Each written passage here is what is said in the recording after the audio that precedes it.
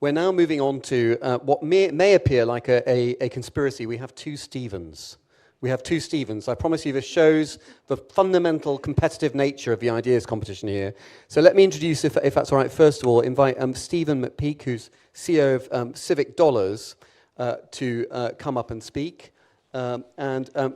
Stephen has been working in the technology industry for 25 years. He spent the last 10 years focused on smart city solutions and citizen engagement technology, including the Report All app, and more recently Civic Dollars. Civic Dollars is an award-winning community currency platform designed to improve public health by incentivizing activity through encouraging people to spend more time in parks and open spaces.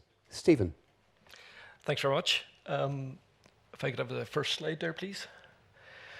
So yeah, I've got 3 minutes to explain how a farmer from Northern Ireland has come up with an idea for a digital currency that encourages people to improve their own health and well-being, but most of that's a different story.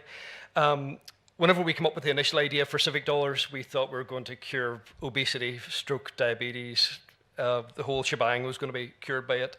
But whenever we looked into the research, along with Queen's University Belfast, it was inactivity that was causing most of the problems, people living sedentary lifestyles. And especially over the COVID lockdowns, Sport England came out with the research that over the first lockdown, an extra 3 million people became sedentary, living inactive lifestyles. Next slide, please. So we created Civic Dollars as a digital community currency, and one that you don't earn by how many steps you do or how far you run. You earn a Civic Dollar for spending 30 minutes outdoors in parks and open spaces within your region. And this way we've built an inclusive platform, as we don't care whether you walk, run, cycle, or just sit at a park bench. You can still earn your Civic Dollars for being there. So if anybody's got health or mobility issues, a lot of projects are not applicable to them. But with Civic Dollars, at least you can go and sit at this park bench. But what we're creating is incidental activity that they don't realize they're being more active just by walking to that park bench and sitting there, let alone the mindfulness of being in a green or a blue zone. Next slide, please. And we've done this by creating geofences around the parks, which means users can earn a Civic Dollar for the 30 minutes. We can adjust the earn values of each park. So if there's parks in areas of deprivation, bad health, or underutilized parks, we can increase the earn value of them. So they can get rewards for themselves for their Civic Dollars, or they can donate them to local community groups and charities. And what it's done on the right-hand side is generate a lot of data, as we're able to tell where the users enter, exit the parks, what direction they go around, along with dwell times, congestion areas, and the heat maps that we can give to the authorities as well. Next slide. So our users can exchange their Civic Dollars for rewards to improve their lifestyle, like local public transport vouchers, leisure centre access, discounts from local businesses, and access to activities, or bike hire as well. But what we can also do, the real winner for us was the ability for them to donate them to local community groups and charities within their areas. So these groups could access a separate set of rewards from local corporations, like marketing and legal advice to tech support and business consultancy, things they couldn't normally access or afford before. And people don't have cash anymore to donate to these organizations, but they do have time, which they can spend in the park and donate to these deserving groups. Next slide. So our focus over the last 12 months has been enhancing the system, which led us to winning projects around healthy aging and longevity. And this enhancement allowed us to tag specific users within the groups. So far, we've been able to help unpaid carers, people suffering from stress, anxiety, PTSD, projects around loneliness and social isolation, and a healthy aging project with UKRI. And what we've done with this enhancement is that we tag the users and give them access to extra rewards that nobody else sees. For a real life case or project in Belfast, we tagged the older generation. Anybody over 40 was classed as the older generation, unfortunately, which I wasn't really happy about. But we give them 6-week courses in yoga, Pilates, Tai Chi, armchair aerobics, cooking courses, because they had access to food but didn't really know how to cook it properly. We've worked with the men sheds and gave them tools, seeds for them to grow in their polytunnels, which they're exchanging with local residents. They're exchanging their vegetables that they're growing in turn for civic dollars as well. So it's becoming a real closed loop currency. And since the project started in May, we've generated over 11,500 hours spent in the parks in Belfast by our participants in this healthy aging project, thanks to George and his team. Stephen, thank you very much. I'm afraid we're out of time, so thank you. That's great. Thank you very much. Appreciate it. Thanks.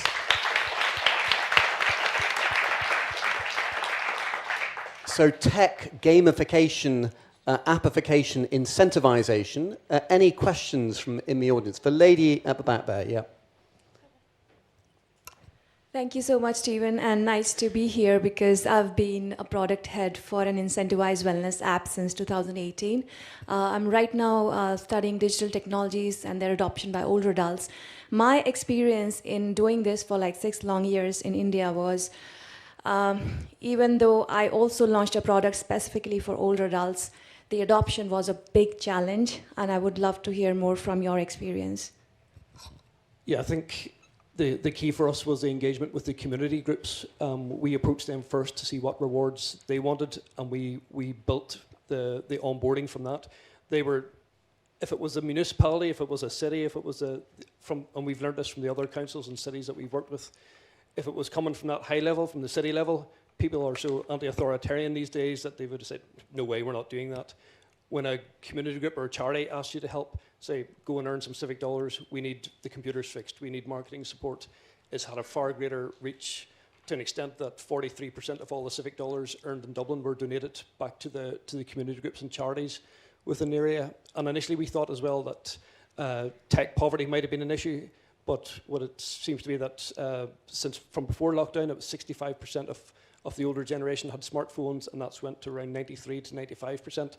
So tech poverty wasn't an issue, but data poverty was, that they didn't have enough, didn't have a data plan on their SIM cards, which meant they stayed home on the Wi-Fi to be connected. So they're more connected, but actually they were more disconnected because they weren't leaving their houses because they wanted to stay online.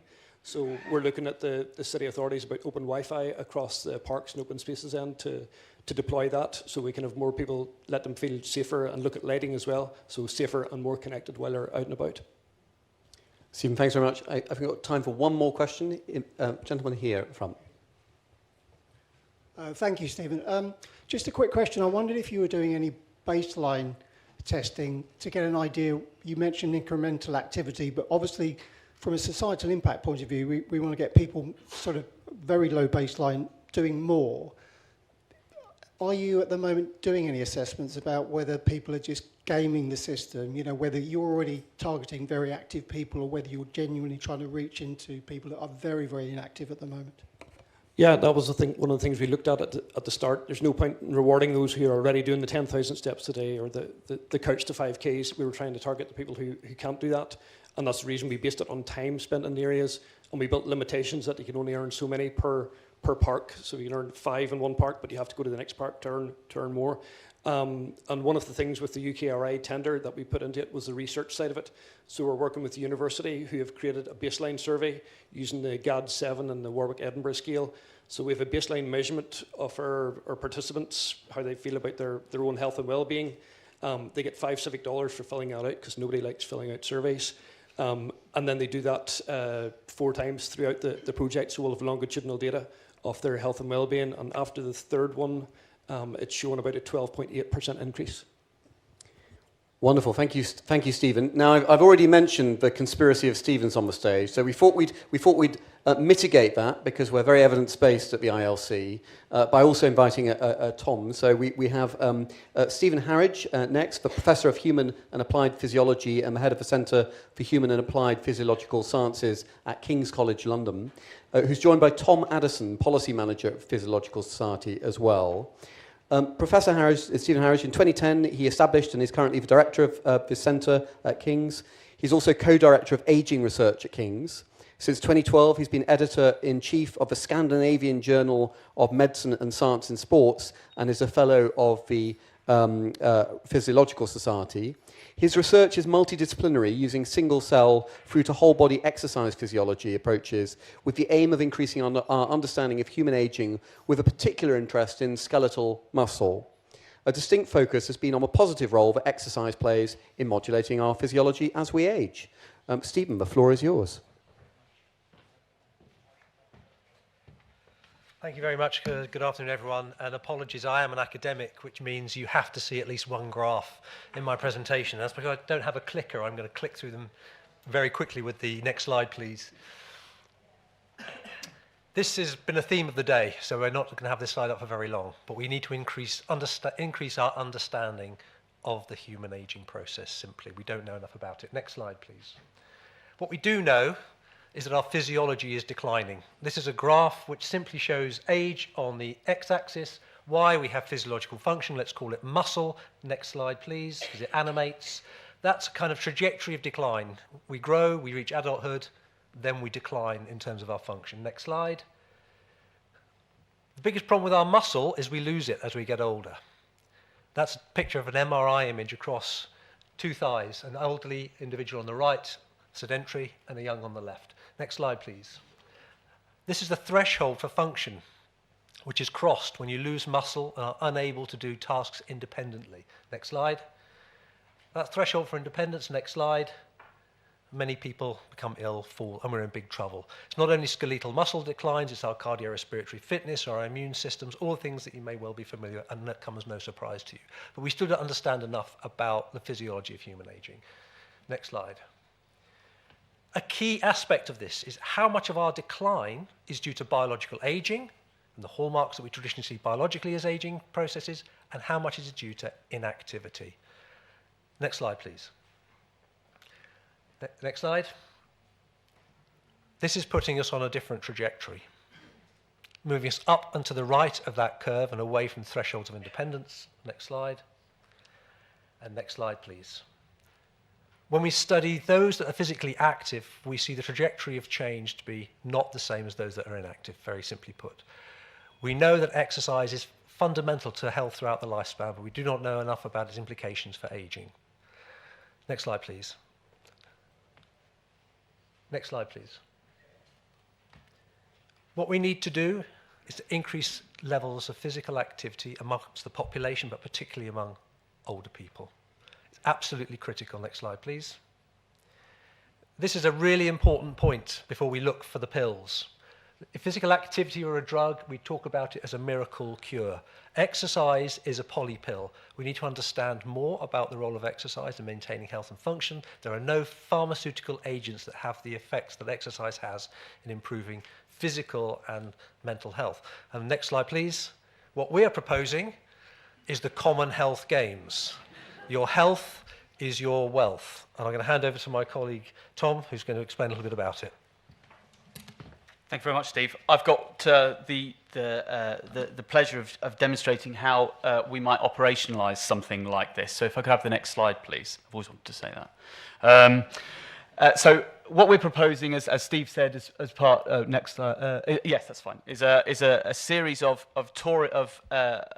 building on existing and current markers and measurements used by other surveys and studies that have run. So a combination of ones which have run in the past, so those of you that are old enough might remember the Allied Dunbar National Fitness Survey, and expanding on that, but also promoting, expanding, leaning on, and catalysing the Our Future Health programme that the government is currently running.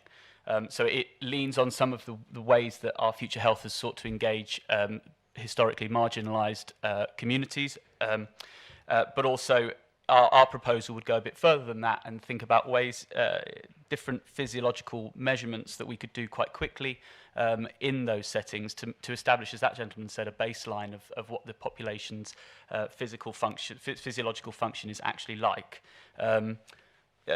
If I could have the next slide, please, and then the next one again. These are some of these considerations have come up in other presentations. I know in the interest of time I won't rattle through them all, but these are some of the considerations that will need to be made in order to make this a successful project.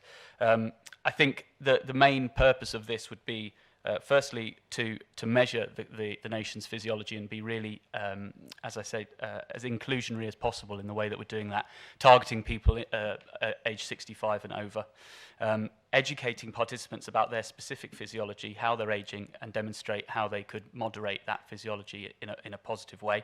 And finally, offering tailored advice to people, recognising that not everyone is starting from the same point, but ultimately, as Steve said in his presentation, we're all endeavouring to move that trajectory of ageing upwards through physical activity to make sure that everyone is able to be as independent and as healthy for as long as possible into later life. Thank you very much. Thank you very much.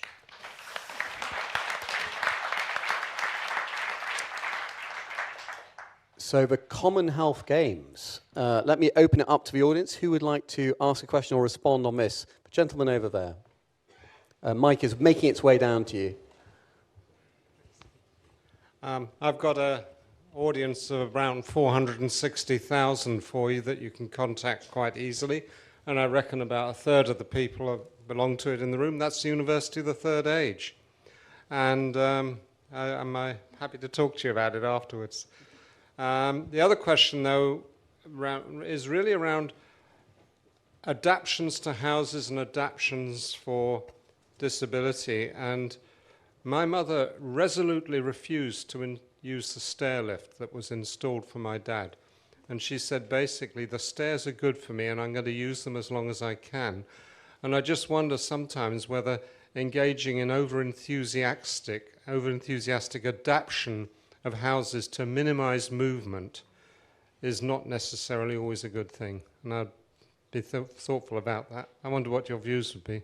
I could give a very long answer to that question, but I'll keep it short. The answer is yes. They are clearly needed, of course, in some instances, but for many people, that's the only physiological challenge that their bodies get, is when they get out of a chair, walk up the stairs, walk down the stairs. So everything in that sort of domain is essential.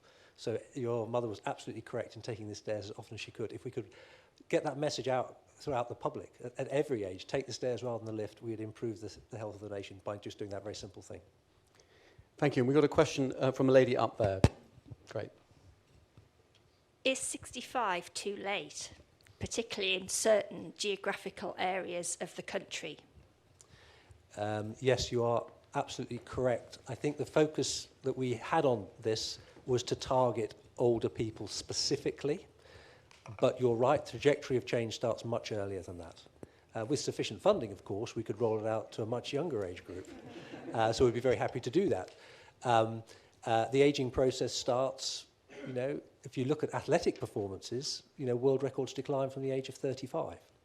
So aging is already starting physiologically at that point in terms of decline. So I agree with you absolutely. The target of our particular pitch was more focused on the older generation, so to speak, but very happy to go earlier. So thank you very much.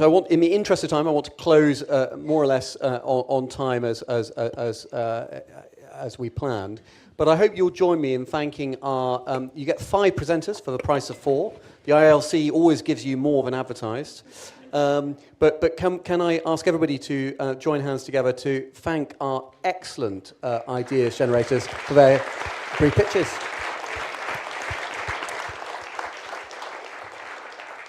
Now, we're not having a proper break, but we will continue in about 4 to 5 minutes' time. So can I encourage everybody to be stay if you can. If you do need a quick comfort break, to make it speedy and return fast. Thanks all very much.